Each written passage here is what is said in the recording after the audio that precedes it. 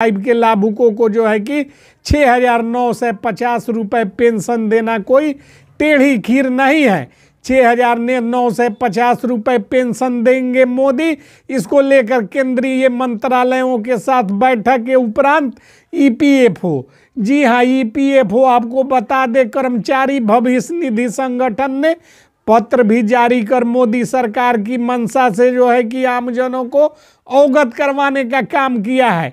EPS 95 के pension 6,950 रुपये मिलने जा रहे हैं। डीए में बढ़ोतरी होने जा रही है और साथ ही मेडिकल फैसिलिटीज तमाम जो है कि परिवारजनों सहित यानी कि पति पत्नी दोनों को मेडिकल कवर करने के लिए जो है कि प्रधानमंत्री मोदी की केंद्रीय मंत्रालय वाली समिति के अनुशंसा के आलोक में और जो है कि 180 सांसदों ने जो विधेयक पारित किया था उसके आलोक में कार्यवाही आगे बढ़ी है।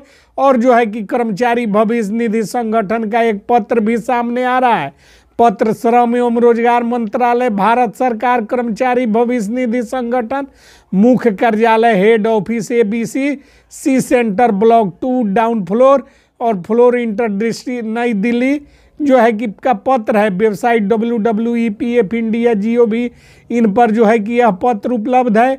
फाइल संख्या पेंशन VI1POHW/2024-25, फाइल नंबर 951977/09। तो इसमें लिखा हुआ है कि विषय उच्च वेतन मामलों में पेंशन की प्रक्रिया से संबंधित नीतिगत मुद्दों पर स्पष्टीकरण। मैडम सर, उच्च वेतन वाले, अब आगे आपको मोदी सरकार का निर्णय भी हम बताने वाले हैं। वीडियो को पूरा देखना है, वीडियो को स्किप नहीं करना है।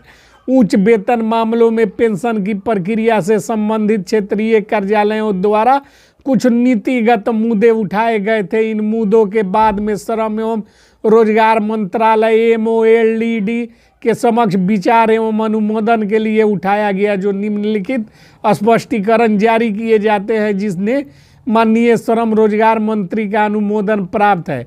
पेंशन गणना की अनुपातिक आधार। पेंशन की अनुपातिक गणना ईपीएस के पैरा 12 में दी गई न्याय संगत है, जिसमें दोनों श्रेणियों के पेंशन भोगी यानी पेंशन सीमा अंतर्गत आने वाले पेंशन भोगियों और उच्च वेतन वाले पेंशन भोगियों को समान स्तर पर माना जाएगा। इसके अलावा माननीय सर्वोच्च न्यायालय ने भी समान अल्ट्रा वायरेस नहीं पाया था। तदनुसार MOL&E ने उच्च वेतन मामलों में पर पेंशन के लिए अनुपातिक आधार पेंशन की गणना के साथ सहमति व्यक्त की है। इसके साथ ही ट्रस्ट नियमों के आधार पर POSW के लिए छूट प्राप्त की। प्रतिष्ठान की पात्रता।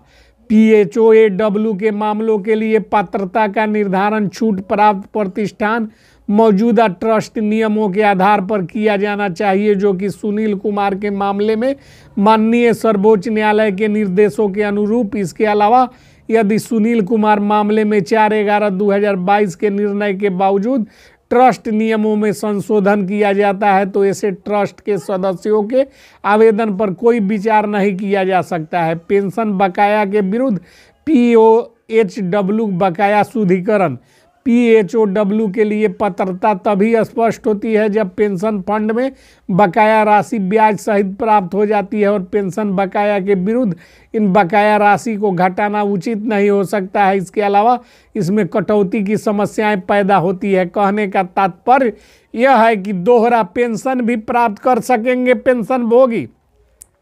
जो EPS 95 के पेंशन धारक हैं उनको अब जो है कि दोहरा पेंशन प्राप्त करने की छूट एक तरफ सरकार ने दिया है, वहीं सरकार की सीधी जो है कि स्पष्ट नीति है। स्पष्टीकरण जारी करते हुए कहा है कि जो सुप्रीम कोर्ट के फैसले हैं तमाम फैसलों को कि केंद्र की मोदी सरकार लागू करने जा रही है और EPS 95 के जो लाभुक हैं जिनको जो है कि 6,950 रुपये अब पेंशन मिलने वाले हैं, यहाँ हम स्पष्ट कर देना चाहते हैं कि 7,500 नहीं मिलेंगे। सरकार जो है कि 6,950 रुपये पर तैयार है।